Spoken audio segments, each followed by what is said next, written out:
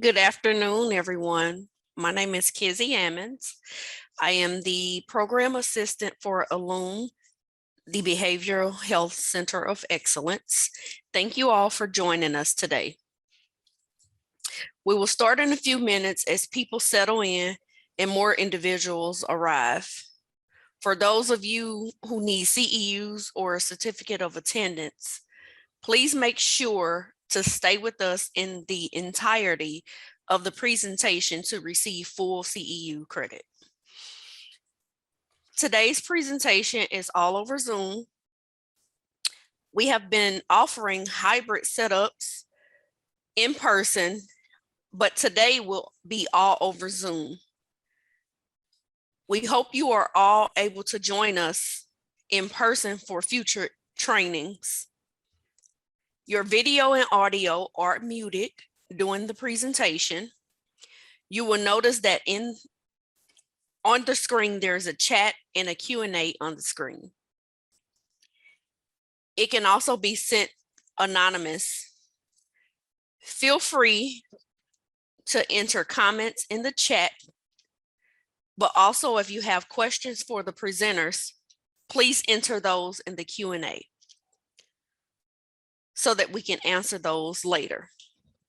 Also, we are recording this event. The recording will be emailed and it will also be posted on the social media accounts. Now I would like to present Places for People in Illume's program manager, Kara Jacobson. Thank you, Kizzy. Welcome, everyone. We are so excited to have you all here. And we are very excited to have Drs. Musser and McGurk with us today. For those of you who are new to Illume, we really enjoy hosting our monthly webinars to provide you an introduction to evidence-based and informed practices. And we hope if you would like more information or learning around these topics today, that you reach out to us and we can connect you to further learning. But without further ado, I would like to introduce you to our speakers today. So Dr. Kim Musser is a clinical psychologist and professor at the Center for Psychiatric Rehabilitation at Boston University. Dr. Musser's clinical and research interests include family psychoeducation, the treatment of co-occurring psychiatric and substance use disorders, psychiatric rehabilitation for serious mental illness, and the treatment of post-traumatic stress disorder. And Dr. Susan R. McGurk is a professor of occupational therapy with a secondary appointment in the departments of psychological brain sciences and is a researcher in the Center of Psychiatric Rehabilitation at Boston University. And her research addresses the methods and mechanisms in cognitive remediation, the role of cognitive impairments in employment, academic pursuits, and independent living in persons with serious psychiatric illness, and in other conditions affecting cognition and community functioning. And we're very honored to have them both here today. We actually had Dr. Musser present with us earlier on this year on illness management and recovery, or IMR. And we're very privileged to have both Drs. McGurk and Musser here with us today, who both together developed Thinking Skills for Work program. So thank you, and please welcome them both. Thank you. Nice to meet everybody. Thank you very much. You begin? Okay. I'm going to start. I'm Susan McGurk, and I want to take this opportunity for thanking Kara Jacobson and Gary Morse for inviting us to give this presentation. We're very excited to do so. So we are presenting on Thinking Skills for Work, an evidence-based practice to improve cognition. So cognitive functioning in people with serious mental illnesses is a common issue. It's related to a broad range of community functioning, including self-care, independent living, social networks, and of most interest to us is employment. And cognitive difficulties that occur in people with serious mental illnesses is predictive of response to interventions, particularly rehabilitation, such as social skills and supported employment. And for those reasons, we are very interested in helping people improve these skills.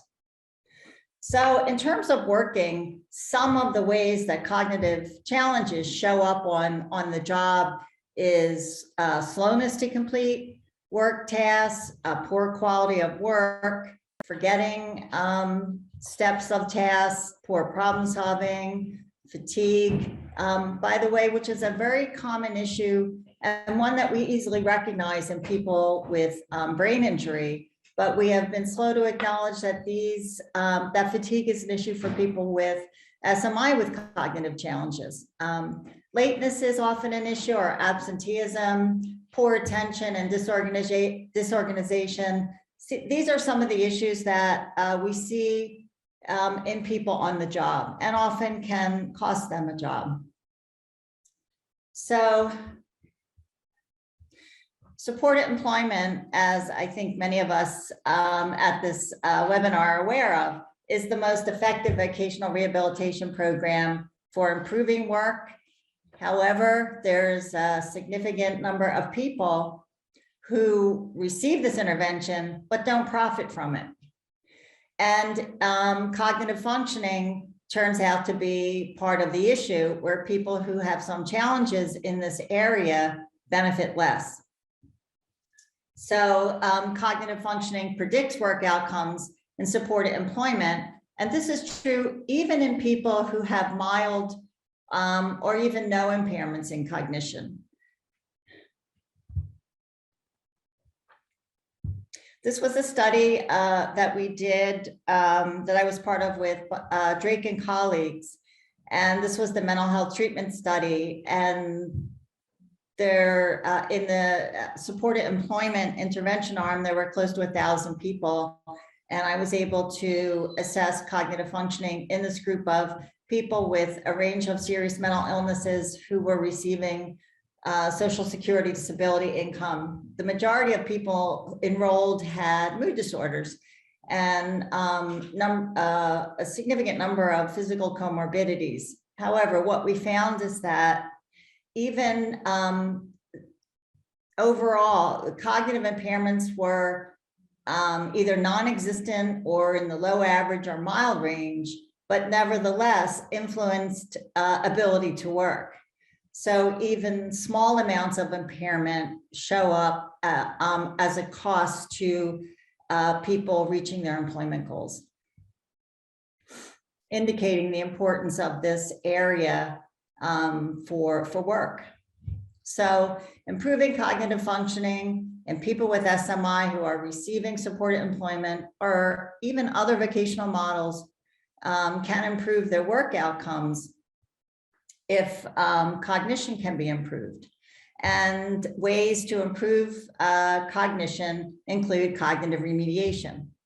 And cognitive remediation, after some tinkering with the definition with our colleagues, is considered behavioral training aimed at improving cognitive functioning. Everyday cognition, such as attention, learning, planning, problem solving, thinking speed, social cognition, based on scientific principles of learning, but with the ultimate goal of improving functioning. So even though improving cognition is important in its own right, we and our colleagues in the cognitive remediation arena really are seeking to help people reach their recovery goals in the community. So the Thinking Skills Work program was developed to improve employment outcome in people with SMI. So what are the goals of the program? Well, first and foremost, to help people improve their cognitive abilities. But it also turns out that targeting people's confidence and negative self-thinking is important, because these issues are also obstacles to work. For example, many of the people we work with have had negative experiences on the job. either were feeling like they couldn't keep up or walked off the job or were fired. And these are very upsetting and stigmatizing events. So we realized that addressing how these experiences have affected people's confidence as workers is important to address. And we do that in this intervention. And the goal is to help optimize people's ability to get the job they want and to keep it.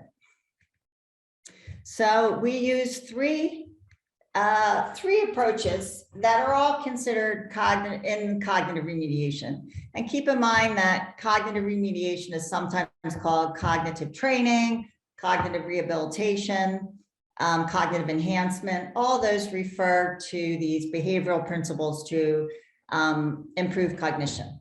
And the strategies we use include computer cognitive training that is designed to practice these skills with the goal of improving them. This is often complemented and should be complemented with a trained facilitator who provides strategy coaching to help people improve their performance. So doing computer exercises over and over without this trained professional, or the literature shows that it's often not helpful, that people need a cognitive specialist, which is what we call this person in Thinking Skills for Work, to help them understand how they can approach a task more efficiently.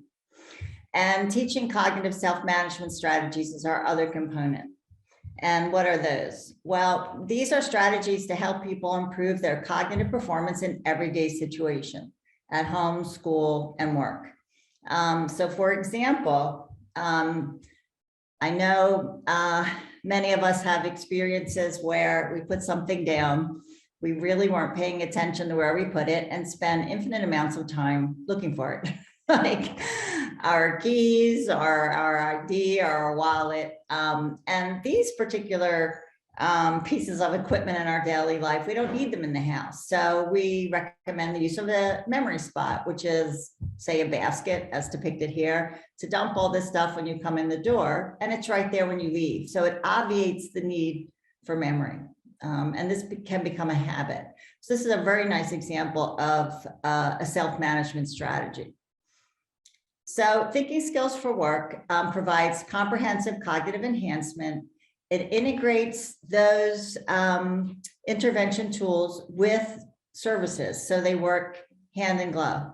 It's implemented, as I said, by a person we call a cognitive specialist, who is a member of the vocational team. It can be an employment specialist, it can be a clinician at the agency, but they are integrated in the employment services.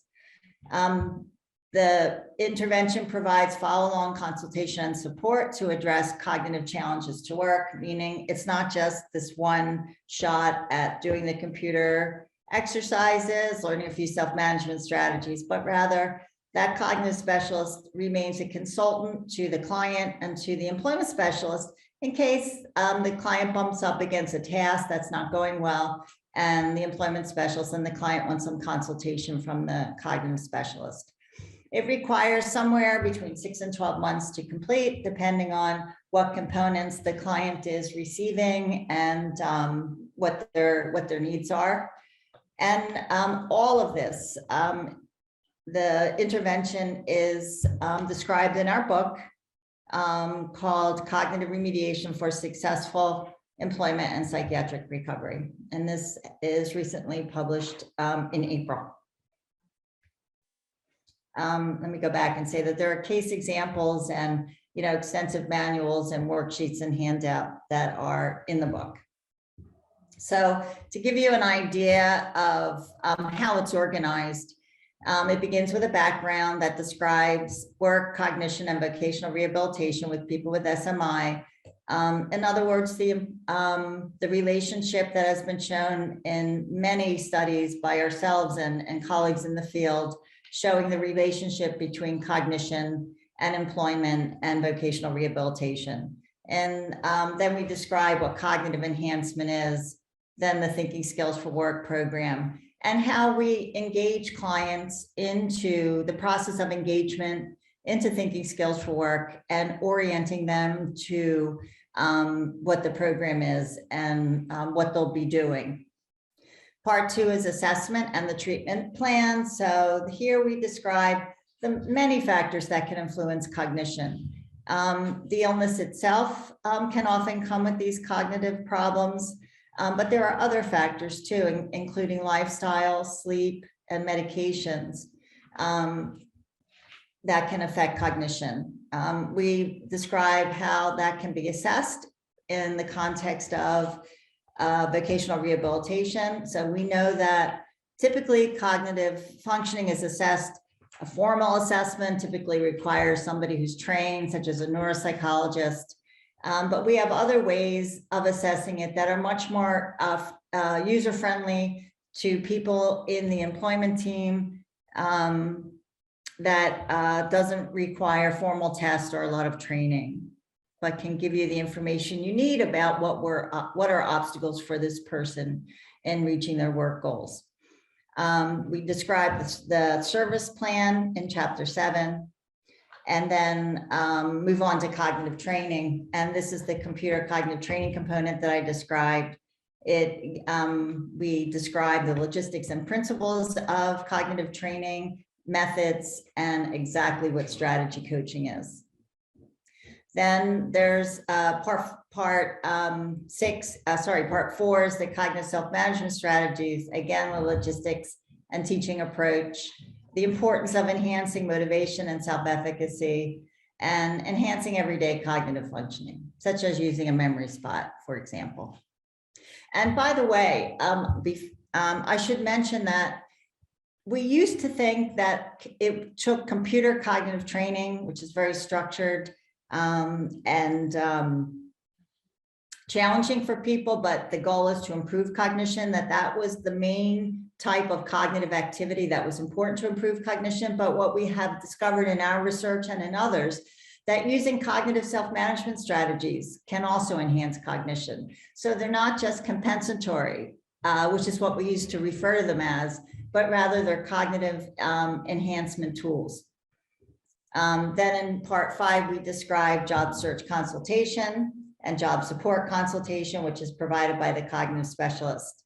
And then we have all of our handouts in the appendices, including our self-management handouts, all of our assessments, and the cognitive training curriculum using CogPack software, which, by the way, is relatively inexpensive compared to others and does not require the internet to use. So we use that, it's commercially available. We don't have a stake in CogPack.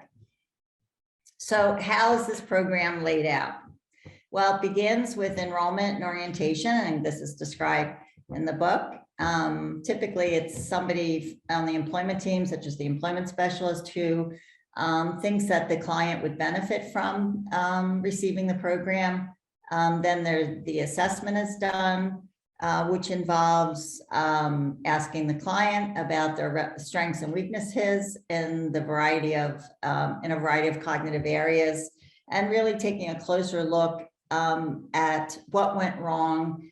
If something went wrong in past jobs, what was it in particular, and was there a cognitive hand in the difficulties or the job loss? Then there's the cognitive training component. This is highly structured, involves 24 lesson plans that are based on CogPack and practices the broad range of cognitive areas, and is facilitated by the cognitive specialist who makes sure that the person gets the most out of that practice and that time spent with the computer exercises as possible. Then self-management strategies, which we'll describe in more detail. And the cognitive training and self-management strategies can occur together simultaneously, or can be staged in their delivery, or cognitive training, if that's not being delivered at that agency, self-management stands alone as an intervention and fits very nicely into what employment specialists typically do with clients. And cognitive training can be delivered on its own. Then there's job search planning. So this can all be going on simultaneously, where the cognitive specialist, client, and the employment specialist are thinking ahead to what kind of job this person is looking for, because all vocational services are occurring according to client preferences at the same time they're getting this intervention. They may be out looking for jobs. And so there's some planning ahead about what strategies most important based on these, what went wrong in the past and what kind of job the person is trying to land. And then job support consultation. So after the client is working, if there's any help that the client and employment specialists need from the cognitive specialist, they provide that to solve a problem and solve it quickly. So the cognitive specialist, this person's very important. They deliver the program. They make sure that everything they're doing is integrated into what the employment specialist is doing. As I said, the cognitive specialist can be an employment specialist or somebody independent from the employment team, but as I said, has membership in the vocational team. I said that, and they bring an expertise through the training we provide in becoming a cognitive specialist about cognition that often goes above and beyond what employment specialists know about cognition. And in fact, what we've discovered in working with many employment teams, that sometimes employment specialists and even clients misunderstand some cognitive problems as being due to symptoms or lack of motivation or something else that's not a fruitful way to really consider the problem. Okay, so how does thinking skills for work work? Well, the cognitive and employment specialists meet about the client when at the point of referral.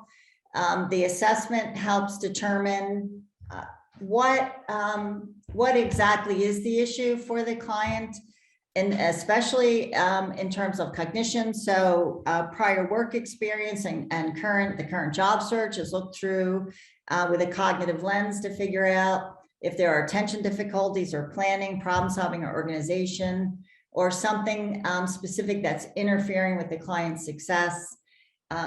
Based on the assessment, the intervention is tailored to what the client needs most to get out the door and be successful at their job. So for example, the cognitive training package is predetermined and not flexible. So people receive this 24 lesson plan, and it's developed in a way that it needs to be followed because it starts off easy and becomes more expansive and more difficult. But the self-management strategies have much more flexibility in terms of more immediately addressing client need. The person may get all 10 topics, or they may get 1 or 2 and get them right away, depending on the client need. Are you going to say something? Okay.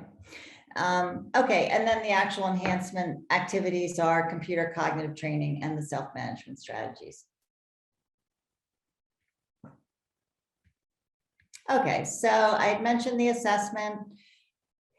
This is ideal. You know, this would be the gold standard of the way to do it. But some people I notice may pick and choose what they focus on.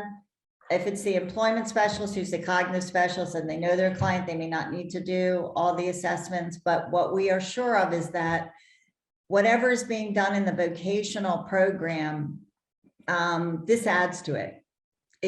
So vocational folks tell us, well, they do an assessment, and they often do, but it doesn't include all the issues around cognition that we include, and can really help the employment specialist perspective on what the client would benefit from in terms of services. So we ask for a medical record review. Does the person have a neuropsych report in the chart? If so, this is always it's rare, but it's a sign that there have been a cognitive issue, perhaps a TBI or a concussion or some other issue that affects cognition, and that's important to know.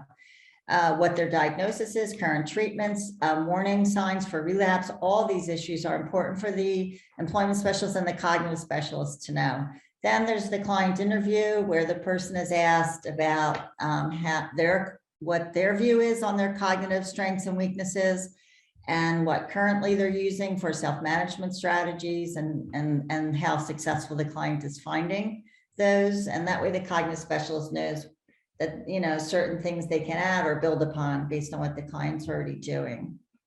Other issues are asked about the client's current circumstances, because sometimes if there's housing issues or conflict at home, or some concerns from if they're living with family and the family's ambivalent about them working, all these things have a bearing on the success of the client in terms of their work. So this is important for both the employment specialist and cognitive specialist to know, so those can be addressed.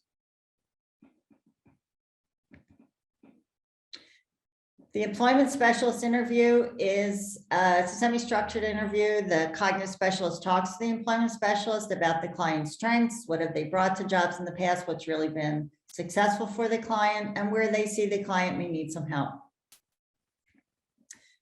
Then collateral interviews, if available and necessary, clinical treatment team members, family members, spouse, etc., can be called upon to provide input about where they see issues, and this can be very helpful sometimes. We once talked to we had no idea about this because the client wasn't telling us this. His mother said that he had been not sleeping well, had been up all night responding to voices, and that's why he was missing interviews. And if she had known that her son had an interview, she would have made sure that he had gotten up and been dressed and gotten to the interview. And frankly, the employment specialist probably should have known this and contacted the family, but they have so much information that we can benefit from in delivering services. Naturalistic observation. So this could be for a client who's really having difficulty landing a job. There might be some interactions the client's having in approaching a potential employer that they might need some help with or some input about. So the cognitive specialist can do quote unquote a ride along with the client and the employment specialist when they're doing job development or during an interview, if that's okay with the client. And depending on disclosure, et cetera. But I've done ride-alongs with the cognitive specialist, and they're very eye-opening to be able to view the client in action with their employment specialist in the community.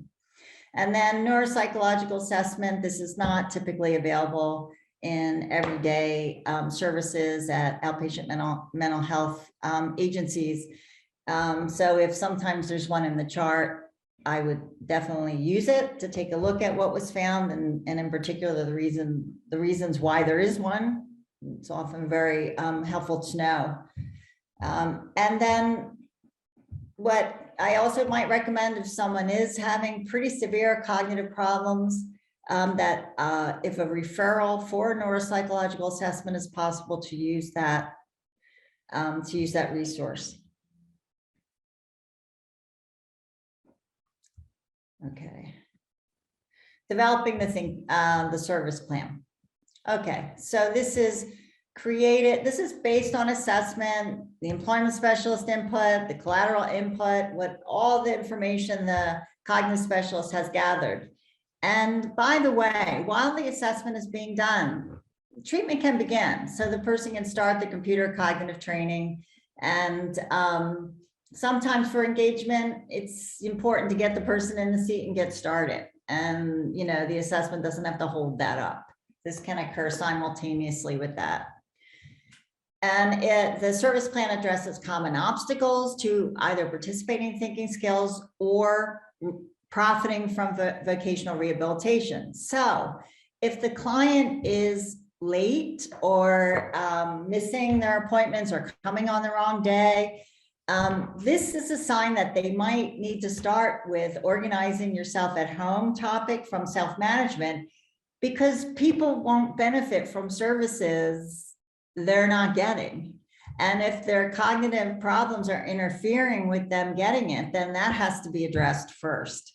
So just start with that, figure out what the person's going on at home. There's checklists in that handout for organizing yourself at home, and to solve that problem first. Another important problem is poor attentional capacity. And it might not be poor attentional capacity, and this is true for everybody, that we may be paying attention, but not really. So attention takes effort. And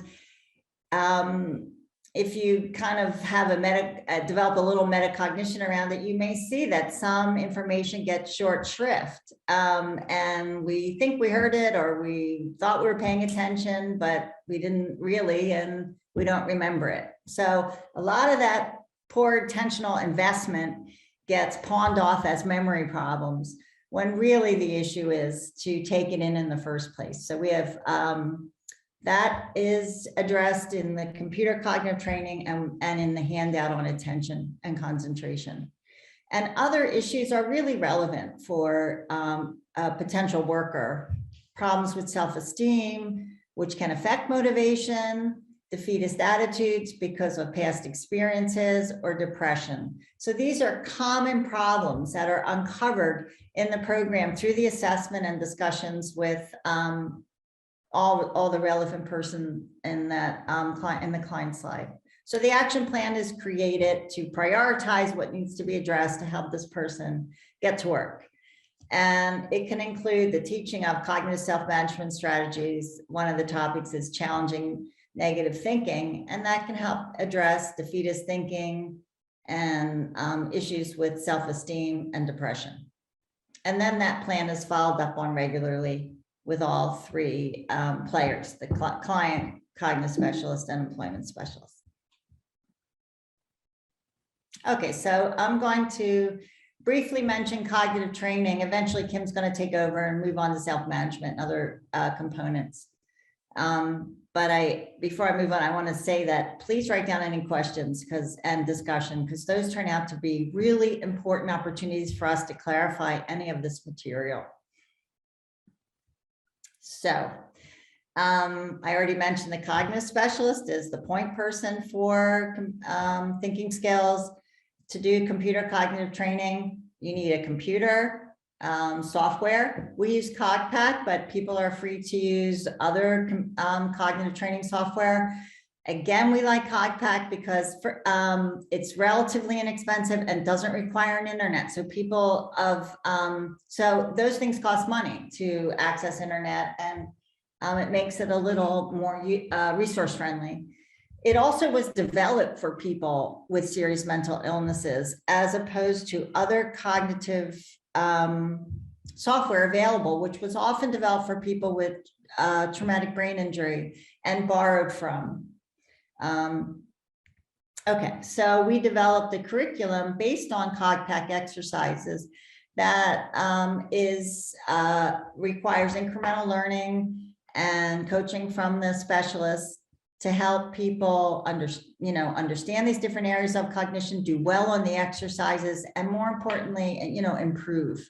So there's no pass or fail, but rather just the goal of helping people do better. And this is often a very eye-opening experience for clients, to be honest. I've heard people say all kinds of things. They thought their substance abuse problems had completely done in their brain and ruined their chances to learn and to work. And they find out, well, sure enough, they can learn. And they not only can learn, but they can do well. And so there's a lot of confidence that people gain from doing these cognitive exercises. And of course, and most importantly, you need the participant as part of this mix. So this is an example of, it's kind of a blown up piece out of the curriculum, say lesson plan 1. Archives is the name of an exercise on CogPack. It practices visual memory. And at the end of each exercise, there's a score presented. The client is taught to write that score down independently. The cognitive specialist can explain what the score means as they move through the curriculum. This is archives right here, the little picture there. People see a picture and name it, and then they have to remember what they named it. Connect involves connecting either numbers or letters or a sequence such as number, letter, which is practicing an executive functioning kind of task. And these are the kinds of data or the performance scores that are given at the end of the exercise. People write them down, and the cognitive specialist and the client discuss them. This is an exercise. I wonder if we can get this to work.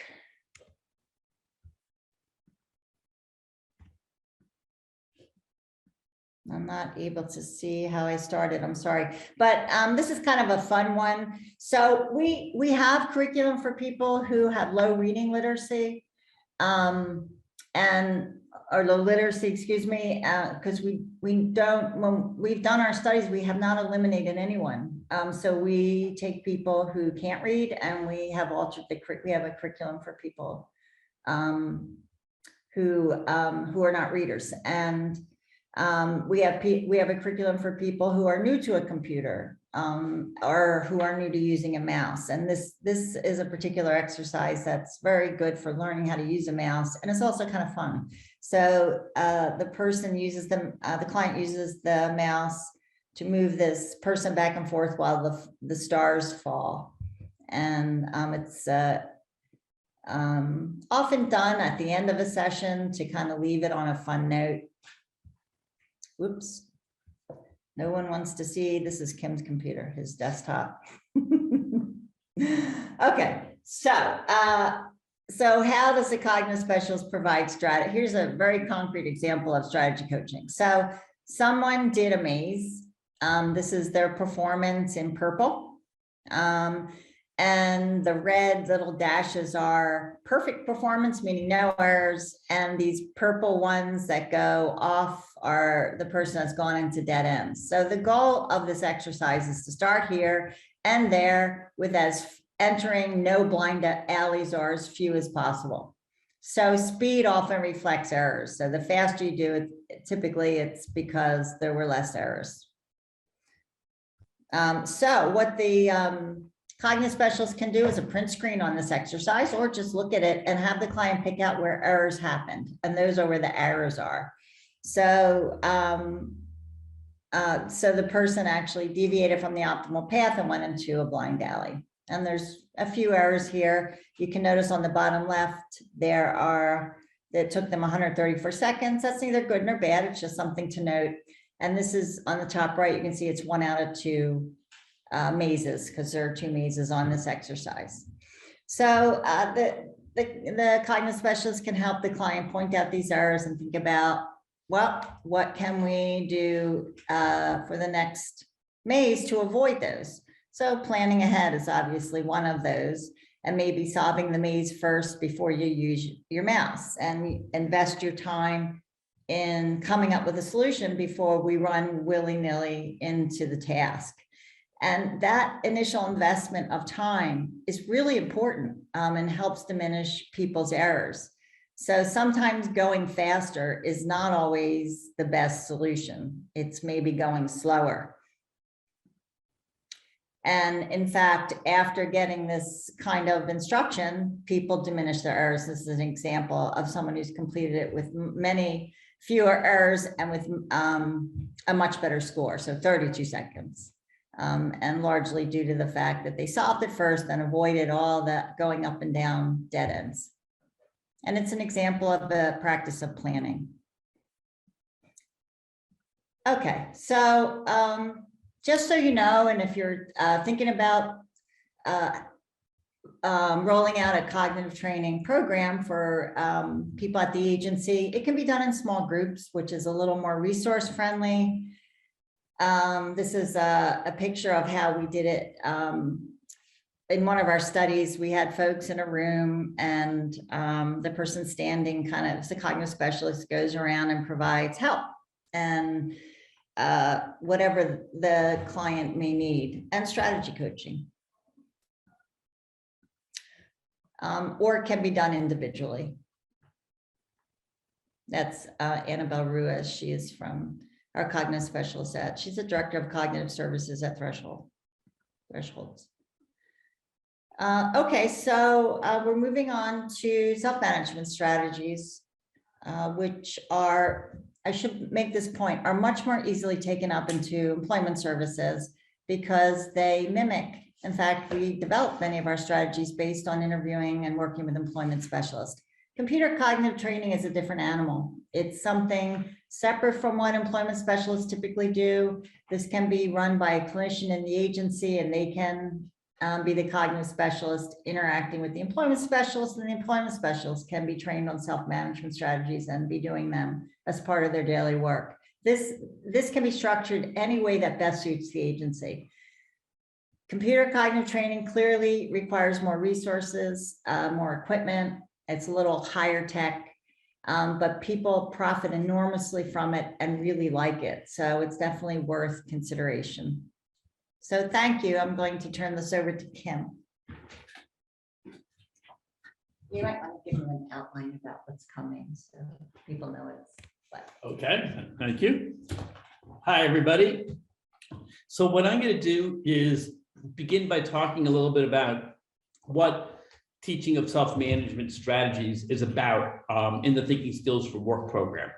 And I'm going to spend probably more time on the actual different strategies themselves, how we organize them, a little bit about the teaching, and then I'll provide examples of self-management strategies used to help people either get or keep jobs.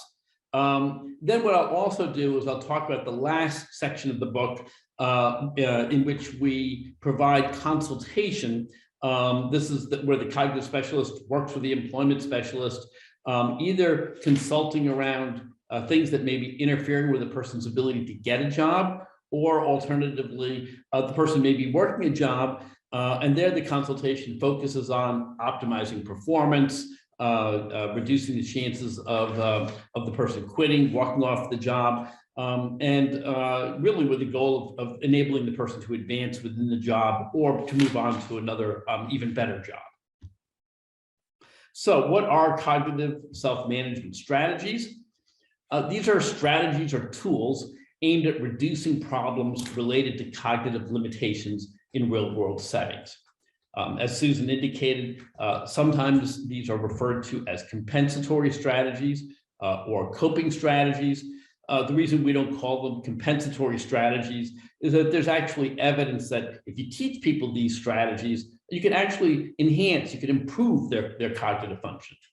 But the primary goal is to extend the person's cognitive performance in day-to-day life and to reduce any problems that may be related to limitations that they have in their cognitive functioning. The goal isn't primarily to enhance raw cognitive ability. Now, everybody uses cognitive self-management strategies. So when we're teaching these, generally what we're trying to do is we're trying to expand the range of different skills that people have. And in the same way, everybody has cognitive limitations. So cognitive self-management strategies have the potential to expand or increase everybody's cognitive abilities. So let's take an example of a very specific cognitive self-management strategy, and that is finding and using memory spots. Now, the term memory spot you probably haven't heard of, but the concept you will be familiar with. Let's see. Oops. I don't know where the memory spot picture is. It was way back. Okay, sorry about that. So the memory spot, a memory spot is a particular location or a spot where you put regularly, frequently used items so that you know where you can find it when you need to find that item. So for example, there was a picture earlier on of a little bowl sitting on a table by the entranceway of our apartment. And that bowl has a wallet in it. It's got some keys in it. It's got like a couple of other critically used things. And so our basic rule is that when we're not driving our car or when we're in the apartment, we put our keys. We also put our wallet in that memory spot. So the advantage of this is that we don't have to remember where our keys are each time we put them down in a different place. We just put them into the memory spot and that's where they are. So for people who have limited memory ability, like we all do, perhaps in certain situations, having a memory spot can decrease the effects of limited memory on remembering where important things are.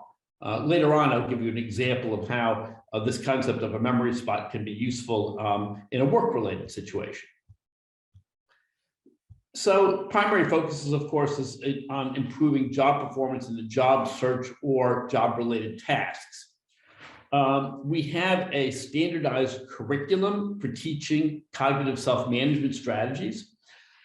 This curriculum can be taught over 12 sessions, although you can also spend more time teaching it, or you can select particular cognitive self-management strategies to teach. There are a total of 10 different educational handouts for participants that include basic information, prompts, checklists, as well as suggested home assignments for people to practice the different skills. And the teaching of different cognitive self-management strategies uses a variety of different teaching strategies, including psychoeducational teaching strategies, where the teaching involves a kind of a back and forth, and you're using strategies designed to help the person take the information and relate it to their own experiences. Motivational teaching strategies, in particular, for example, linking the learning of a particular self-management strategy to the person's goal of getting a job or keeping a job or career goal they may have. And cognitive behavioral teaching strategies. So this can include things such as modeling or demonstrating the skill, having people engage in role play practice, giving people feedback, and home assignments to practice it. These teaching strategies, by the way, are the same types of teaching strategies that are used in the illness management and recovery program.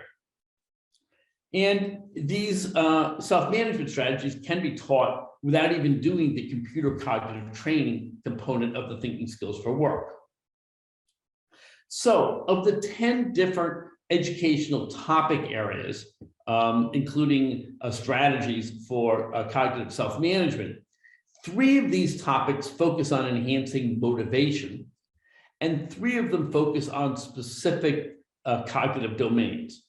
Now, the reason some of these handouts focus on motivation is that cognition and motivation are inextricably connected to one another. The more motivated somebody is to accomplish something, and the harder they try, the more likely they are to be successful. And this includes in tackling complex, challenging, cognitively challenging problems. So it's always important to enhance people's motivation, including their self-efficacy, their belief that they can be effective at solving a problem or achieving a goal, in order to get the most effort out of them, and therefore the best cognitive performance. So we have 3 topics that focus on enhancing motivation, and then 7 that focus on cognitive areas. The first one, cognitive skills and work, really has to do with helping people understand why enhancing your cognitive abilities can improve your ability to achieve your work goals. And so in this handout, we go over different areas of cognitive functioning. We give people examples, we explore people's own experiences, and we point out how when people have difficulties in a particular area of cognitive functioning, that can lead to problems on the job. The second one is recognizing your strengths. What this has to do with is helping people take a personal inventory, focusing in particular on different attributes and resources they have that are personal strengths. Now, the reason it's important to be able to know what your strengths are and to be able to focus on them at times is, first of all, it can help people feel good about themselves. Second of all, it can help them sell themselves to employers and things like that. And third of all, capitalizing on strengths can sometimes be useful when it comes to dealing with some of the challenges that happen when people are looking for a job or trying to keep a job. It's also very important because we've done a lot of work in the Thinking Skills for Work program with people who have received very good vocational rehabilitation services, including supported employment, but still haven't been able to achieve their work goals. And in fact, Thinking Skills for Work focuses in particular on helping people who haven't achieved their work goals succeed while they're receiving vocational services. But often people, when they come into the program, feel very down in the dumps. They have a negative evaluation of themselves. They have a kind of a feeling that they're not going to be able to succeed because they've already been trying, but they haven't succeeded. And so recognizing your strengths and building on them becomes an important morale booster for people early on in the Thinking Skills program. The last handout focuses on challenging negative thinking. And this is really a mini course in cognitive behavior therapy. We spend 2 sessions on this, although you could spend many more. And what it has to do with is the skill of identifying self-defeating and often inaccurate thoughts that can get in the way of giving your best performance and doing well and looking for or performing a job. So for example, if you think, well, nobody's going to hire me, then you're not going to try as hard at a job interview as if you think, well, I know I haven't gotten the last couple of jobs I interviewed for, but that doesn't mean I'm not going to get the next one. And so in this handout, what we do is we teach people the rudiments of cognitive restructuring, or identifying thoughts that may be self-defeating and often lead to negative feelings, including depression and anxiety, as well as low effort, and then examining those thoughts and challenging them when they're inaccurate. So then the other 7 topic areas focus on specific areas of cognitive performance. One focuses on improving attention and concentration, another one on improving memory functioning, another one on getting organized at home, as well as getting organized in the job search. And the basic principles of getting organized can then also be applied when a person gets a job so that they can be organized in their workplace. And organization becomes very, very important for preventing many other cognitive challenges from interfering with optimal work performance. Then planning ahead is another topic area. Solving problems is another, and improving thinking speed, or psychomotor speed, it's sometimes called, is the last of the handouts. So let's go through some of the strategies in these different handouts and give a couple of examples. So when it comes to improving attention and concentration, and these are not all the strategies covered in the handouts, but they're a good sampling of them. First and foremost, avoid multitasking. You can't pay attention effectively really to 2 things at the same time. So if a person is working on a particular task, they shouldn't be trying to do another task at the same time. And in fact, this goes on to the next strategy. They should take efforts to reduce distractions in their environment in order to improve their concentration. This might mean turning your cell phone off or turning certain alert systems off. It might mean disconnecting from the internet if you're doing something that doesn't require the internet. It can involve closing the door, trying to create a neat environment. It can involve clearing your desk so you don't have other distracting things. So creating an environment that facilitates focusing attention. Another strategy is self-verbalizing the steps of a skill in order to keep focused on it. I remember, I like to actually say it's okay to talk to yourself out loud, just as long as you don't argue with yourself out loud. And this is kind of my joking way of saying it actually is pretty normal in certain circumstances for people to talk to themselves to help them keep focused. I remember around 8 or 9 years ago, I was watching a playoffs game between the Ravens and some other football team. I can't remember.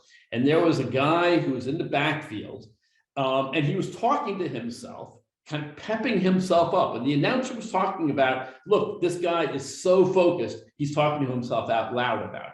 So it really can be a useful way of helping people keep focused on a step over time or focused on a set of steps. Over time, when people get more and more familiar to it, they can internalize that voicing out loud. So they don't have to say it out loud. Here's an example of it. Nancy found it helpful to say out loud the steps of Xeroxing and filing, such as put the paper on the plate, put down the lid, press the copy button, and so on.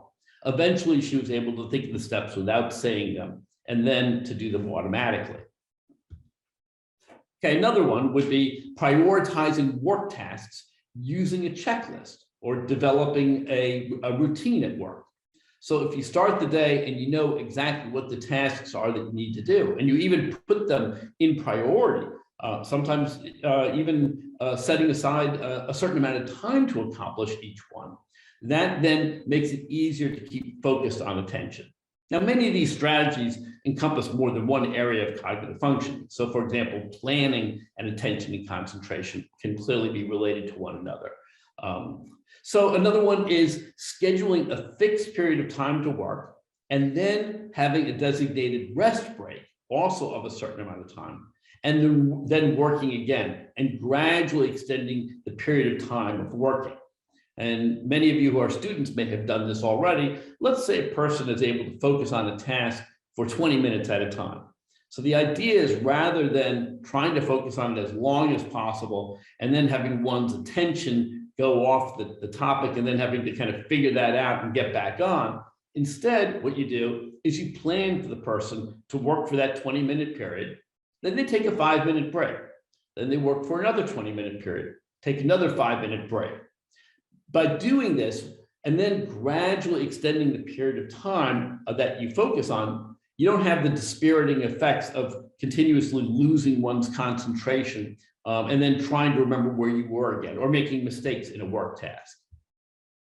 Okay, let's talk about some examples for improving memory. One very important one, which could also be thought of as a strategy for improving attention or concentration, is to repeat back information that somebody has just told you, to make sure that you have incorporated that information or that you've taken it into your memory in the first place. Many of you may be familiar with the experience of meeting somebody, hearing their name, and 15 seconds later, you've already forgotten the name. And of course, we like to say we forgot the name, but the truth of the matter is that you never actually learned the name in the first place. So you didn't forget it, you just weren't paying enough attention to learn it in the first place. So if you repeat back the name to the person as soon as you hear it, then at least you've learned the name. And that's the most important first step towards remembering something, which is learning it in the first place. This can be very helpful when it comes to getting directions, showing understanding of instructions and things like that. So for example, here is teaching repeating back to a hotel desk clerk. So the guest calls, give me a wake-up call at 7:15. I'm in room 710. Of course, we will role play these in teaching it. And then the clerk goes, okay, make sure I got this right. You'd like a wake-up call in room 710 at 6:15. Guest says, yes, thank you. The clerk says, Mrs. Smith, that's 6:15 a.m., right? The guest is like, oh yeah, good point. Yes, a.m. So by repeating back the information, the person makes sure they have it right. It also is useful because sometimes the person can make corrections with the repeating back. Okay, so another thing is prioritizing work tasks. I mentioned this one already. This way you don't have to remember it. It's kind of like an attention, but it can be a memory task. Having paper and pen to write down information, or a cell phone to dictate notes can be useful, because that way critical information that's told doesn't always have to be remembered. And then after learning new information, practicing retrieving the information from your memory without a cue, in other words, without a reminder of that information, is perhaps the most important way of actually learning new information. And then what you do is you review the information again to see what you missed, and again, you practice recalling it without the cues as needed. This isn't something that people need to do very often, but there are certain jobs that require a certain degree of memory. So, for example, in certain restaurants, you may have the specials of the day. And so a waiter may have to learn 4, 5, or 6 specials of the day and may have to memorize them each time. And so learning how to improve memory by reviewing the information, retrieving it without the cues, and then reviewing it again becomes a very powerful way of helping people improve their ability to remember information. Here's another strategy, and this one could fit into any number of them, but I gave you the earlier the description of the memory spot being a place that you store frequently used items, so you don't have to remember where they were. Well, here's a kind of an adaptation of a memory spot. This is a client named Jerome. He's all the specific details have been modified. All of these examples are actual examples. And this guy had a job at a grocery store that involved marking items with the price gun. And he would frequently put down the price gun, and then he'd end up looking up and down the aisles for his price gun because he couldn't remember where he had put it. So the cognitive specialist asked the employer for a special belt for Jerome that had a hook in it in which he could hang the price gun when he wasn't using it. And so Jerome no longer had to look for where he put the price gun. He did have to learn to regularly put the price gun into the hook on his belt, but once he had done that, he never needed to remember again where he put the price gun. It was always in the memory spot. So let's give a few examples of strategies for problem solving. Problem solving is probably one of the most difficult of the cognitive challenges that people sometimes experience. And so it's always good to get another problem solver on your side. So helping a client identify a local problem solver on the job who can help solve a problem when one comes up can be very important, such as a supervisor. Another thing that can be very helpful can be identifying common problems on job and solutions to those problems. Now, it has to be a specific job. So if you have, for example, a cashier, you have at least a somewhat common problem of a customer thinking that the cashier has given them the wrong change. This is in a time when people used to be paying with paper money often. And so cashiers are often taught not to put the bill away until they've given the change to the customer and the customer has accepted it. That way, if the customer has a problem, the bill hasn't been put away, it's sitting on top of the cash register, and they can point to it and check whether in fact the correct change is provided. Another strategy that's helpful, one that's probably familiar, is to teach and to practice the steps of problem solving. Often clients can use the steps of problem solving on their own, but it can be even more effective when they use the steps of problem solving either with other clients or with their employment specialist or the cognitive specialist or another supportive person. Now, the steps of problem solving include identifying the problem, brainstorming, coming up with different possible solutions, evaluating the advantages and disadvantages of each solution, choosing the best solution or combination, making a plan to implement the solution. And there probably should be a sixth step, which would be following up on the plan, because not every problem solving works the first time around. Now, problem solving can be taught in, like all of the other cognitive strategies, either in a group approach or it could be taught individually. This is Annabelle, who you met earlier, leading a group session of cognitive self-management strategies. And what she's doing is teaching the steps of problem solving. And she's identified a couple of problems that they're going to work on in that session. Reggie had a problem of leaving his resume and application at home. Denicia had a problem of not working fast enough to get her job done in time. And so what they did was, as a group, problem solve these two problems together. Here's another example of using problem solving to come up with an effective solution to a problem. Peter was working as a receiving clerk, and his job tasks included removing items from clothing items from cardboard boxes, taking off the plastic, ticketing the clothing, hanging the clothing up and taking it to the appropriate rack. But his supervisor complained that he was too slow at this job. So Peter used the steps of problem solving to address this situation with his employment specialist and came up with a solution. Instead of hanging up each piece of clothing and locating the proper rack, Peter found it easier to do the steps of the task in bulk. For example, he would remove all the items from the box, then take off all the plastic, then begin to sort the clothes, and then hang up the clothes in bunches. So by doing the task in a different order, he was able to increase his speed. So here's an example of a problem-solving approach that results in faster speed or performance of the job. And then getting organized for your job search. This is actually a topic. And the importance of getting organized for the job search is that the more organized people are for the job search, the better the chances of them getting job interviews and actual job offers. So in this particular handout, what we focus on is going through a job search activities checklist and then trying to identify areas on this checklist that the person is not yet prepared for and trying to get them prepared for it in their routine.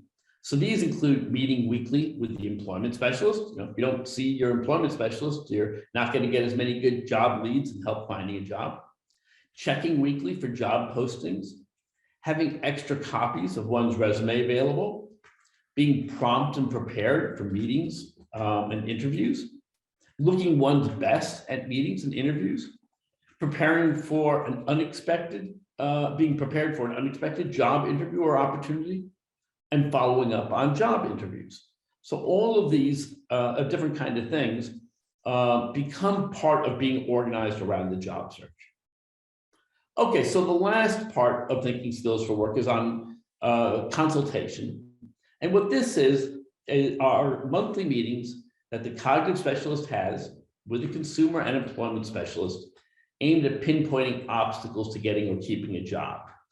And when an obstacle is identified to getting or keeping a job, an action plan is created. And an action plan is kind of like a problem solving. You identify what the goal of the action plan is. You brainstorm different ideas of achieving that goal, pick the best one, and make a plan to implement. And many of the action plans include cognitive self-management strategies that are tailored to the client's specific situation. And then you follow up on those action plans. So just to give you an idea of some of the things that are included, common problems that are addressed during the job search consultation include difficulties with regular attendance meetings with the employment specialist or missing job interviews, job application problems, poor job interview performance, or overly restrictive job preferences. All of these have different cognitive self-management and other kinds of strategies that can be used to overcome those kinds of problems. And then if we move ahead and talk about problems that are often addressed during job support consultation.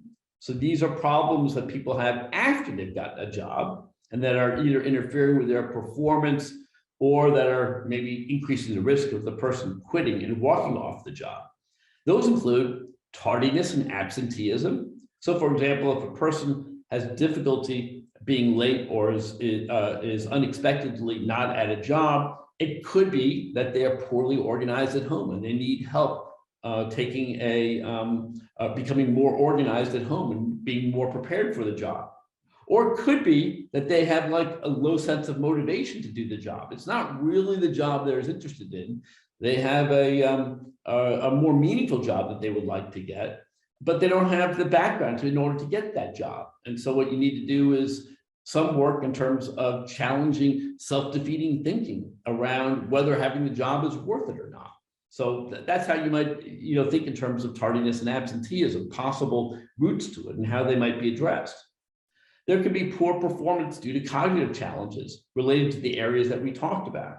And of course, we talked about many different cognitive self-management strategies that can be used to improve people's job performance. Sometimes there are interpersonal skill difficulties. And so you can make a plan around helping people practice those particular skills and role plays and to improve their performance, like small talk with customers or coworkers. Or there may be low confidence, and it may be important to review and to focus more on building on the person's strengths. These are all things that happen in job consultation. Or anxiety, strategies for managing anxiety can be addressed. Or ambivalence about working. I mentioned the ambivalence about working a little bit earlier. So let's talk just a little bit about the research on the Thinking Skills for Work program. Not going to talk a great deal about it, but I want to give you some indication that there is good research on it. At this point, a total of 6 randomized controlled trials have been conducted evaluating the effectiveness of adding the Thinking Skills to Work program to vocational rehabilitation programs for people with serious mental illness in the US. There's also a few studies of Thinking Skills for Work that have been conducted abroad. In these studies, schizophrenia has been the most common diagnosis, but many people with other diagnoses have participated and benefited from Thinking Skills for Work, including people with major depression and people with personality disorders, such as borderline personality disorder. Across all the studies, what we have seen is high rates of participation in people who have been randomized to receive the Thinking Skills for Work program.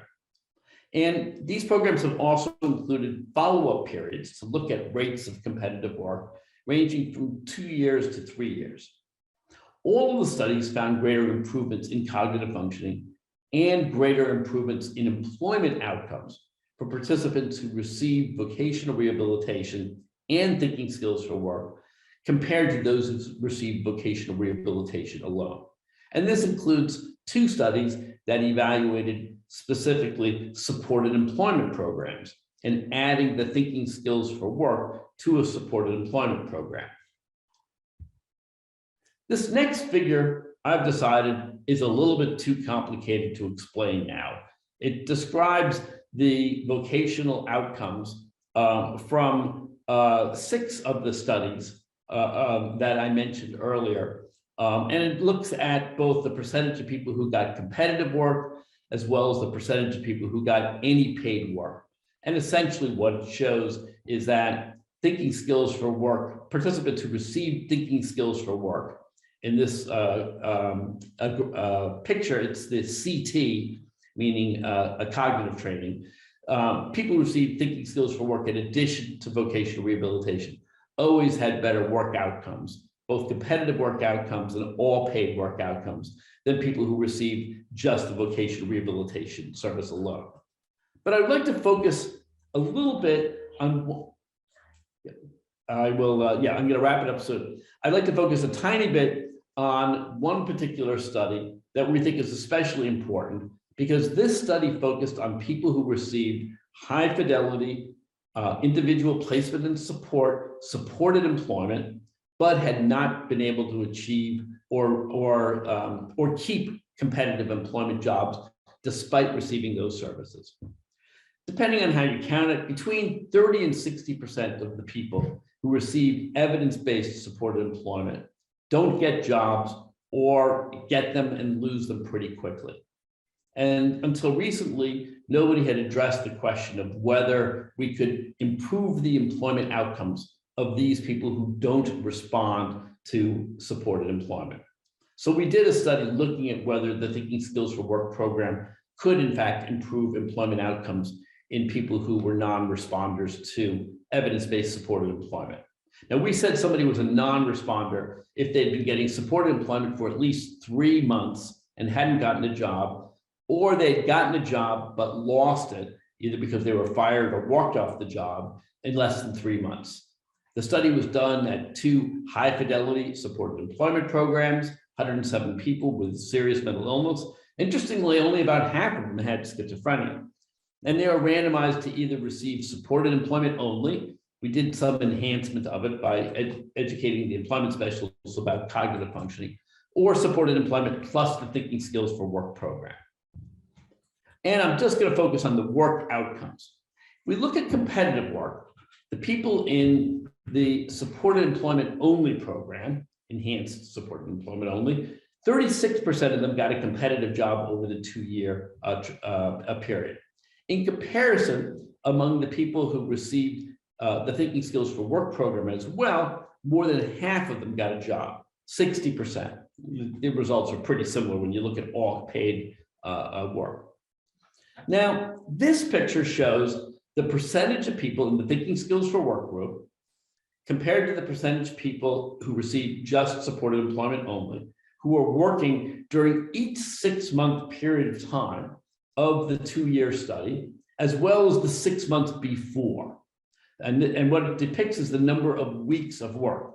So you can see that in the 6 months before people came into the study, people were working on an average of less than 1 week per 6-month period. Then you can see at the first 6-month period, from baseline to 6 months, that the percentage of, or rather the number of weeks working for the people in the Thinking Skills for Work program was already up to 4.5 compared to only 2 for the regular supported employment program. And you can see that the difference between the people who received Thinking Skills for Work compared to those who received only supported employment grew at every 6-month interval. These are not cumulative rates of work. These are simply how many weeks of work per 6-month interval. And the reason you see this is that at each 6-month period, there were more people in the Thinking Skills for Work program who got jobs, and then they tended to keep those jobs as compared to people in who received the usual supported employment services. So wrapping it all up, the Thinking Skills for Work program is a cognitive remediation program that is integrated with vocational rehabilitation services. It is delivered usually by cognitive specialists, but an employment specialist can also deliver the program. Typically, the program includes both cognitive training as well as teaching cognitive self-management strategies, but it's possible to just teach the cognitive self-management strategies alone. There's controlled research showing that Thinking Skills for Work improves cognitive functioning and competitive work, including people who have not benefited from evidence-based supported employment. And there's current research underway aimed at streamlining, personalizing, and scaling up the Thinking Skills for Work program. So let me stop screen sharing and maybe we can take on some questions.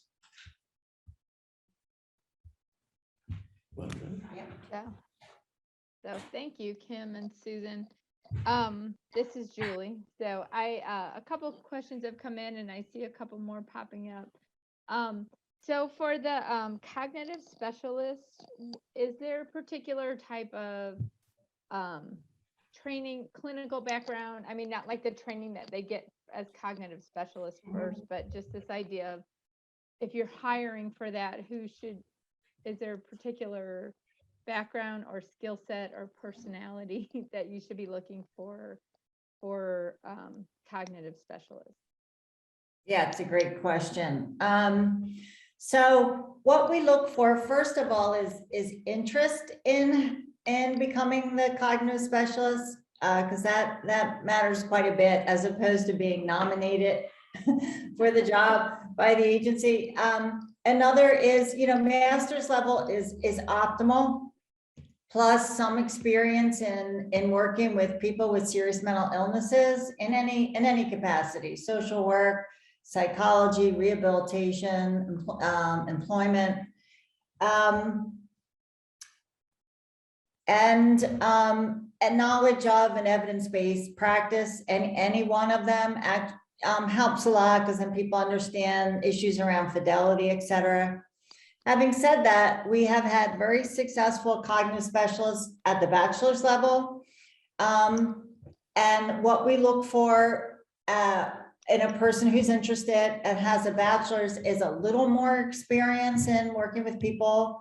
With SMI, for example, 5 years is often very helpful. So there's usually a small equation there. Master's may be plus 2 years, BA plus 5 years. But all of this is somewhat flexible, and the person's experience and interest matters quite a bit. Okay. Also, if they have experience in particular as an employment specialist, like in IPS supported employment, that's a particular advantage when it comes to kind of integrating the cognitive work with the vocational work, and understanding the role of cognitive self-management strategies in helping people get and keep jobs. And Yeah, so, sorry, go ahead. Susan. No, go ahead. Well, I was just thinking what Kim said, the kind of the interpersonal connections with other people in the clinical treatment team matters a lot, particularly if they're not in employment, but clearly have good relationships with the employment team. That matters quite a bit, because that communication is really important for integration. Mm-hmm. So the cognitive specialists, would they, could they learn what they needed to, for instance, from your book? Is there a certification process? How challenging is it to really, if you have the desire and the interest and sort of a strong clinical background, how hard is it to really get the skills and knowledge to become a cognitive specialist? So we can actually answer that in real life, with real life experience, because we're involved in a pretty involved scaling up project where we're doing exactly this kind of training, and all remotely. And we've done this from Oregon to Georgia, and it's pretty straightforward, and very feasible. So the book helps a lot, because it's the manual. The manuals we have plus all the additional information, including case examples. And we complement that with, we have an online training course that's 10 modules. And that kind of brings to life some of the material in the book, and there's videos, et cetera, that are all necessary for training. And then in addition, as is necessary with learning a practice, we have weekly meetings or bi-weekly meetings with the person who's delivering the intervention, recording their sessions. We have fidelity scales for each of the two components, self-management strategies and computer cognitive training, because the skills and activities are quite different in each of those. So we have individual fidelity scales that we share with the trainee. We listen to the recordings, we do the evaluation, and we send that back to the person and their supervisor. And we discuss that on our Zoom meetings. Yeah.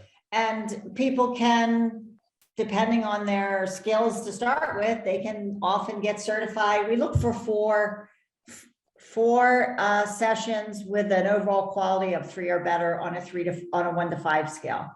And some people can do that in 4 recordings. Most people need a little more, especially with computer cognitive training that has more steps involved, and it's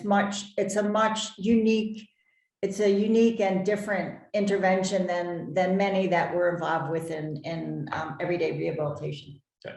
Having said all that, I also want to say that I think that anybody could pick up the book, and in particular, the assessment information, but then the teaching of the cognitive self-management strategies. If you had somebody who was familiar with, for example, the IMR program, and teaching in this kind of collaborative sort of way, I think you could pick up the book, you could use the handouts, because you can print out and use the handouts as much as you want, and probably learn a lot of the intervention and implement it with your clients without ever getting any formal training. So you could probably do the same thing with the computer cognitive training, but you'd have to be much more determined and skilled to do that. It's certainly possible, but the cognitive self-management strategies part of it is very, very accessible to kind of the lay clinician, you know, who's at least familiar with either like CBT or the IMR program. Is there a recommended caseload size for a cognitive specialist, or kind of like how many people they can really manage at once? Probably 15 to 20 would be, you know, it depends partly on where they are in the process. You know, the first 3 to 6 months are the most intensive part of it. And so 15 to 20 would probably be realistic if you had people at different stages of the overall program. Yeah, so people could, you know, in the beginning, it's a little more intensive amount of work, particularly if you're including the computer cognitive training. But then sometimes you have people in one, but not the other component, or someone's on the job and just needs consultation. So 15 to 20 is very manageable. And if people are entered like bunches, like bananas, you could consider a group, and either component can be run as a group. Right. And we recommend prioritizing clients in supported employment, focusing primarily on those who have either had difficulty getting a job despite receiving services, the so-called non-responders, or if you have people come into the program and they have really quite pronounced cognitive challenges, and you have a lot of confidence that it's going to be a difficulty, sometimes working with them from the get-go really is useful, because it can be a little bit demoralizing when people work on trying to get a job and then don't get anywhere, and sometimes they drop out, and so you don't get the opportunity to engage them. So is it overkill to almost have it built in as a thing that's offered an enhancement automatically for anybody that wants to use it?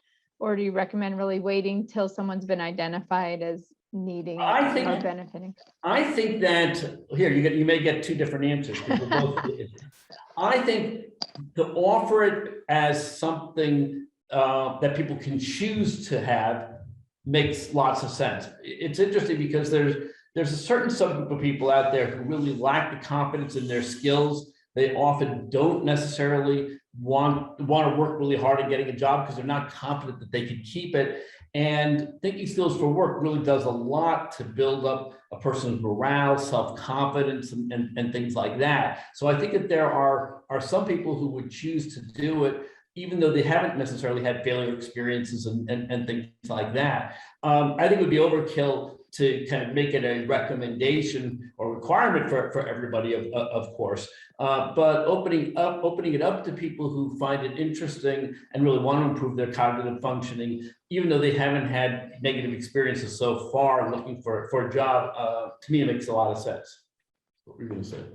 Well, I mean, what I would say is it depends on the resources of the agency. So clearly this, people benefit who and want to participate even if they have no measurable cognitive problems. And we know that because in our studies, we do pretty extensive neuropsych testing at baseline and at follow-up.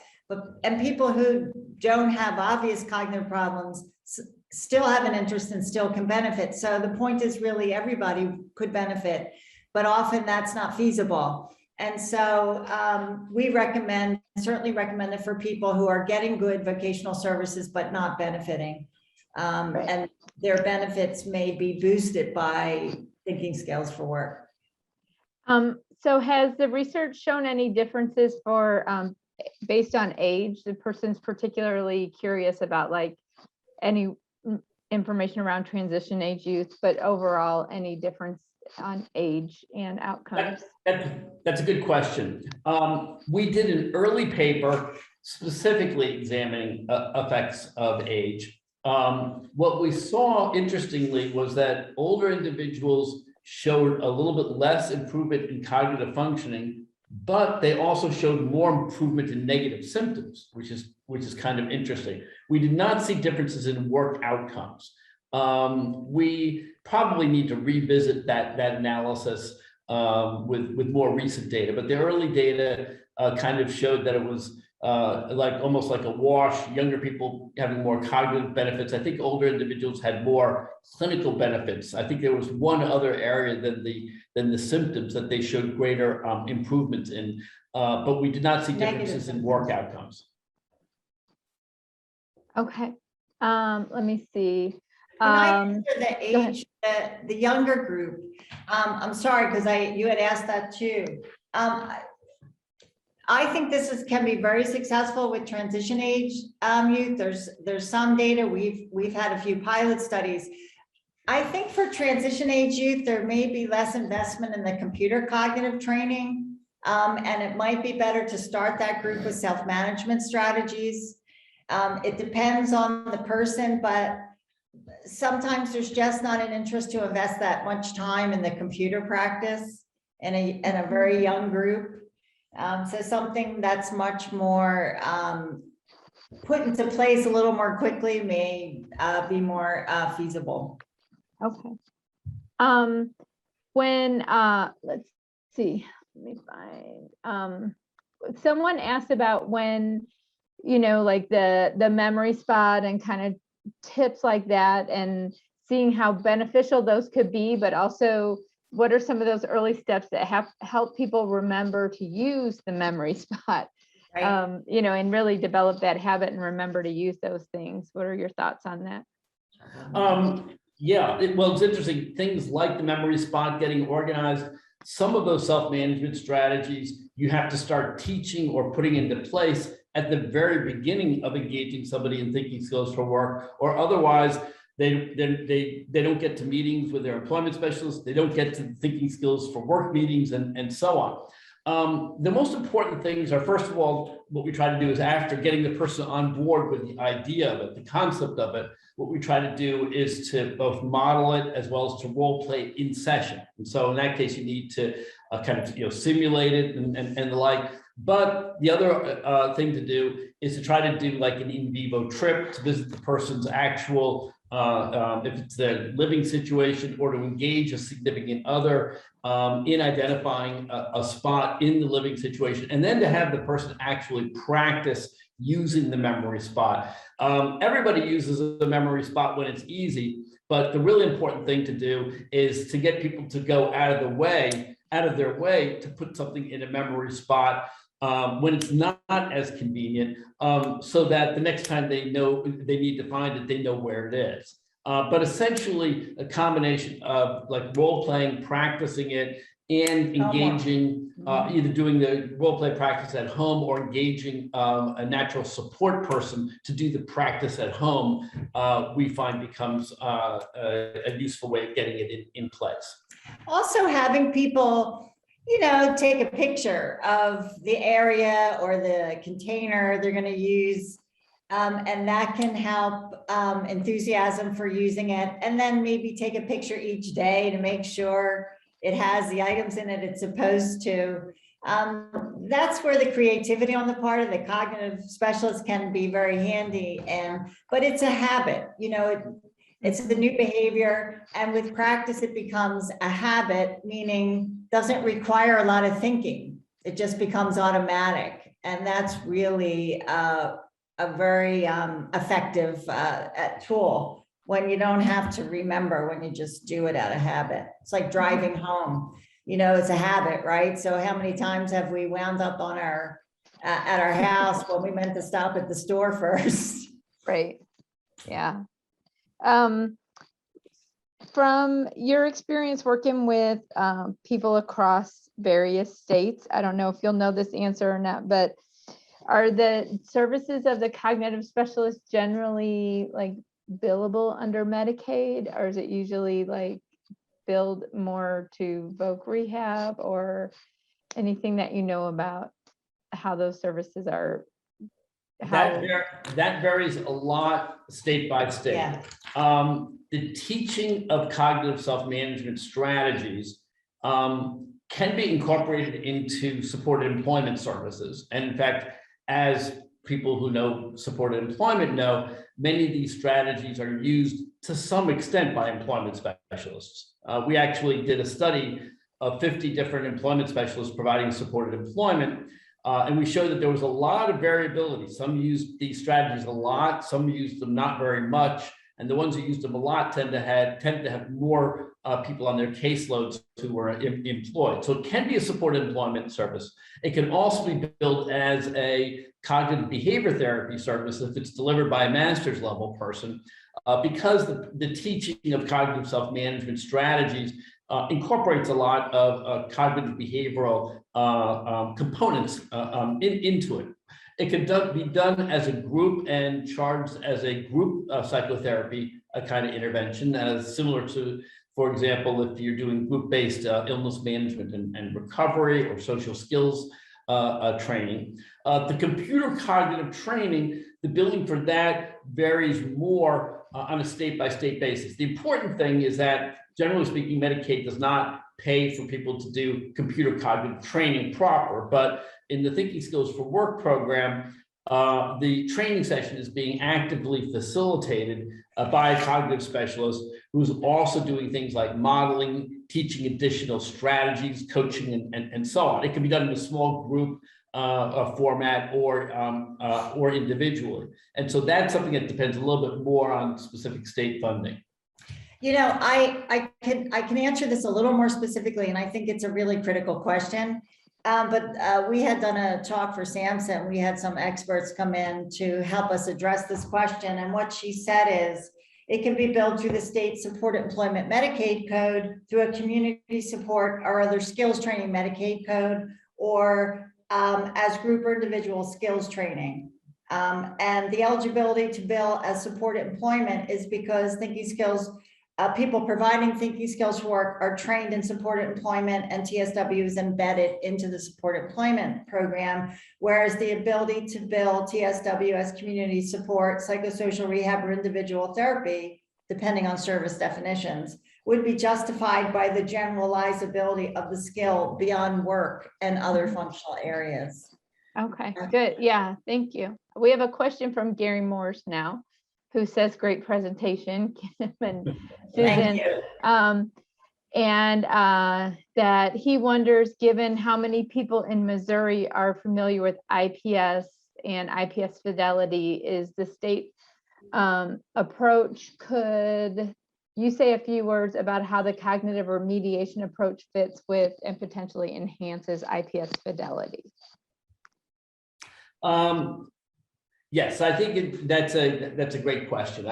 I think that it is, we both think as it's very possible to implement thinking skills for work in an IPS program and to maintain good fidelity to the IPS model. We've done it in this study that we did in supported employment non-responders was done in two very long established high fidelity IPS programs, one at Threshold in Chicago, the other Manchester in New Hampshire.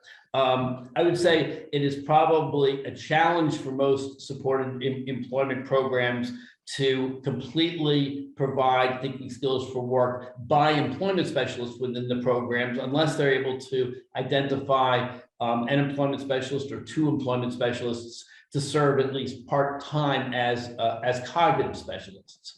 However, I think that the primary advantage, of course, of including thinking skills for work in an IPS supported employment program is that you boost, or you would expect to boost, competitive employment rates for participants in the program, as well potentially as slowing down the rate of dropout for people who don't get jobs. In the study that I just described on non-responders to thinking skills for work, one of the interesting things is that the average amount of time that people had been receiving supported employment services among the non-responders was well over a year, and some had been receiving it 2 or 3 or 4 years. But most of those people were dropping in and out of supported employment programs, staying in the program for periods of time ranging from 3 to 7 or 8 months and then dropping out again. So the Thinking Skills for Work program could make supported employment programs much more efficient by increasing the chances of these drop in, drop out individuals getting long-term employment. Awesome, thank you. And so someone asked, how do we get the book? So is it okay if I drop, I know you all aren't hawking your book that way, but if I put into chat the link to the Amazon, Yes, if people want to be able, go ahead. Yes, but there's also the, we sent a brochure about it that gives people 25% off.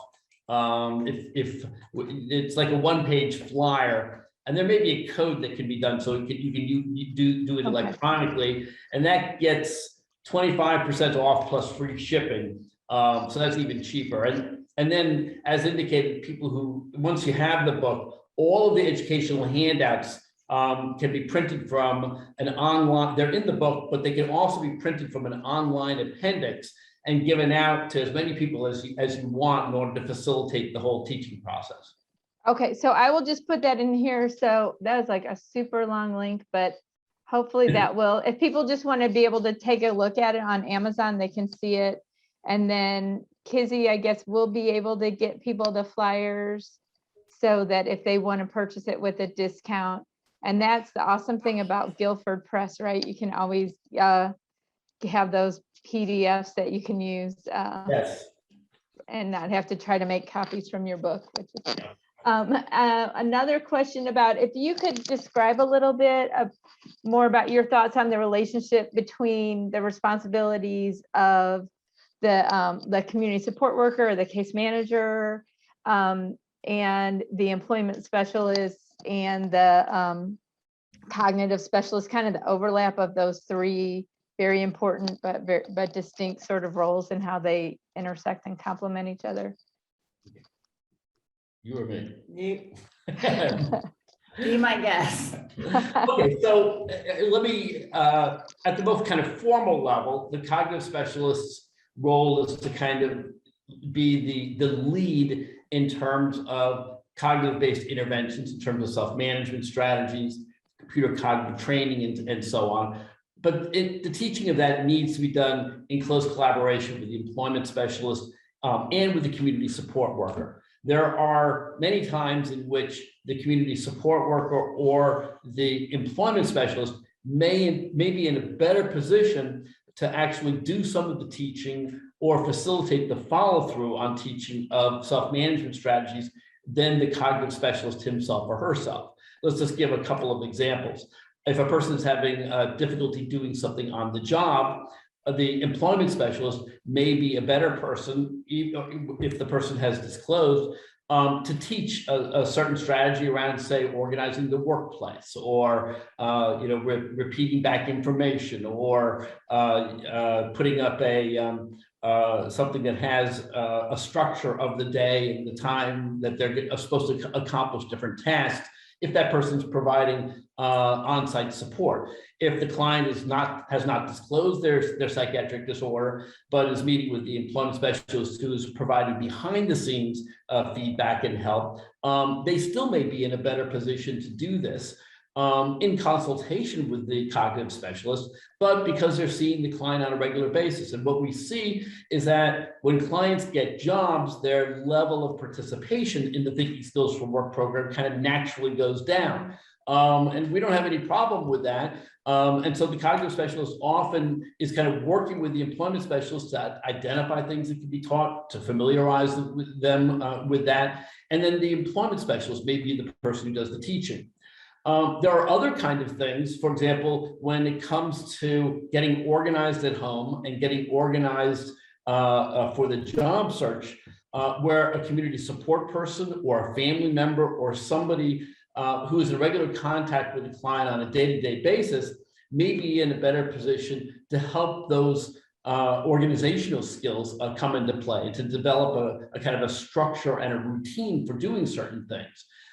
Any particular skills that people need to practice or need to use on their own, not necessarily on the job, but at home or at other places, the people who have most contact with those individuals may be the most important people to either teach those particular self-management skills, or alternatively to help the person practice them and implement them. And so those are the ways in which all three people can be involved. And then I guess there could be benefit to teaching those to like a family member, like if someone lives with their mother or with a spouse or with an adult child or something, so that they could support those practices. Yes, it's interesting because I think people with different psychiatric disorders benefit in different ways from the program. What we found is that people who have a lot of affective instability and low tolerance for negative affect and have often tumultuous interpersonal relationships and things like that, they benefit a lot from having the ability to challenge some of their own thinking, but also some of the skills for structuring their time at work and things like that. And that makes them less prone to these affective dysregulation. So they need help kind of implementing those skills in the same way that somebody who has maybe more cognitive challenges has help, so they needs help, but they benefit them in different ways.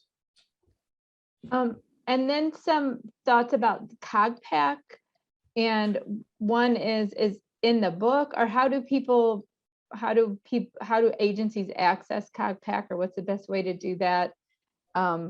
And then I don't know if you know what went into them determining the types of activities and that went into their programming, and is there a way to, I mean, since we don't know a lot about it, we're not experienced with it, but looking at it, is there a way that you help your client decide which, or do you just automatically go through, or which activities would be best for them to participate based on sort of their areas of deficit or the things that they could benefit the most from?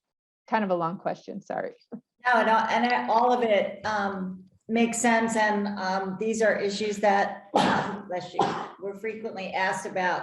So CogPack is commercially available. If you just type CogPack, CogPack in Google, it'll come up. It's Marker software, MARKER. The company is, really easy to work with.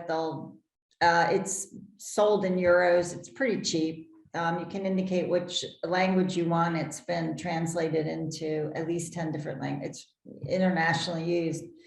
And they send out the program, either if you want a touchscreen friendly tablet version or disk, and with all the information about how to load it. And then they bill you, so they'll send it right out and send a bill. That's been my experience with them. So what has happened is people, there are other researchers use CogPack too. So, and we certainly do. So people, what has happened is agencies will buy CogPack and then they call us because they realize they really don't know how to use it. Some of the exercises are, in my opinion, not very useful. There's over 100 exercises, and it was developed to practice the broad range of cognition, which is great. And there's also some like basic reading and writing skill teaching, which we stay away from because we want the exercises that practice adaptive functioning like attention and speed, et cetera, planning. So we don't just tell people to buy it and then just use the exercises as presented. Instead, what we've done is we have developed a curriculum using CogPack, but the curriculum organizes the exercises and uses specific exercises that we have found through our research are most useful, feasible, understandable, and create the biggest bang for the buck. And the way we designed the curriculum, the 24 lesson plans, is each lesson plan has an exercise that exercises that practice the broad range. So every hour in the lab or in front of the computer practices a broad range of cognitive domains. And then it's programmed, the curriculum is programmed to gradually get more difficult and to pull in more kinds of cognitive practice. So I would not recommend just buying it and using the software. People will get frustrated because there's exercises, like I said, that are not useful. And so we've worked around that by providing the curriculum, and that's in the appendix of the book. Okay. And when an agency like purchases, I'm sorry, Kim, I know I'll ask this fast, and then I have one other question I want to be sure we get to, but I want to hear what you said too. If an agency purchases CogPack, do they have a license for the whole agency? Yes. Yes. Okay. Yeah. And if you're not sure, it's very friendly in terms of what the company considers a site. So you buy a site license, which is, I think on the website called 11 license, which means unlimited use. There are no users fees. It's unlimited use by an agency. And if you have satellite sites and want to include those are typically considered part of the agency. Okay. But if you're not sure, you can just, the email contact is on and if ever I'm not sure, I just write and they let me know, and they're usually very flexible about it. And then Pallavi had a question about it. Can I answer that? So she asked, how do you decide on the tests included in CogPack? Are they based on neuropsych test results showing deficits in specific areas? So remember that the CogPack comes with whatever exercises it came with.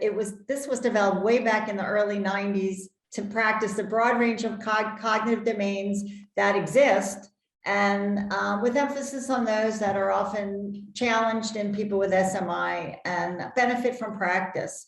So they're not tests, they're platforms for exercise.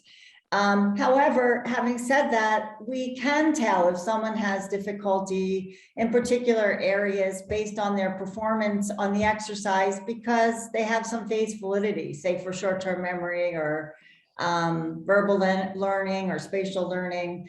They're not proxies for tests, but you can get, the person and the cognitive specialist can use them to get an indication of strengths and weaknesses. What we include in the curriculum are simply every cognitive domain that can be practiced. So another common question is the matching. Should you match the cognitive exercise with what you think are the person's problems? And the answer is no. And that there's a couple reasons. One is, let's say someone says they have memory difficulties and you want to just pull out or use things that look like they practice memory. The problem with that is you're going to have that person practice the things that are most challenging for them. And that can get ugly and get frustrating very quickly. So we designed the curriculum so it has some fun things and it has mental breaks. and everyone has different challenges. And so it's better to use the broad-based practice because then there's some high points and some difficult, challenging points in the session. The other thing to keep in mind from the literature is that practicing one area benefits another. So just trying to focus on things that look like memory for someone we think has memory difficulties, it goes awry from the literature. That makes sense. I'll just make- And go ahead, I'll make Kim. two very quick points. One is that there is more evidence, both in our research but other research, there's more evidence supporting the effects of COGPAC on improving cognitive functioning in psychiatric populations, people with severe mental illness and schizophrenia in particular, than any other program out there. Part of the reason is that it's been out there since around the late 90s, as Susan is saying, or early 2000s. And so it is not, it doesn't have as many bells and whistles. It's a little more primitive than some of the more modern stuff, but it's actually less distracting because of that, but it has a really, really strong evidence base. And Susan also mentioned that in the appendix of the book, this is the online appendix, there is both a detailed manual for teaching, for facilitating the COGPAC cognitive training component, as well as worksheets for keeping track and helping and teaching people how to keep track of their own performance scores on those cognitive exercises. Great. And I know we're running really short on time. There was another question about sort of the thinking skills for work. Is it typically implemented before a client enters job development search or concurrently, or do you have thoughts on that? And then maybe we'll make that the last Almost always one. that's easy to answer. Almost always concurrently. You know, in our studies, we required that people be engaged in a vocational rehab program. But we have experience with sites implementing it in many other places. And sometimes people will do it. We don't recommend it necessarily, but sometimes people will do it preparatory to really beginning job search, because it becomes a way of building up their confidence and things like that. But the most common thing is for them to be occurring at the same time. Great. Thank you. I want to kick it back to Karen Kizzy to be sure we get all the wrap up stuff. And thank you so much, Kim and Susan. Thank you. Thank you so Yeah, much. thank you. Is there any wrap up stuff and that you want to then get out to the audience, or should we continue with questions and comments? Wrap up from us? No, I meant from Illume, business, the business stuff.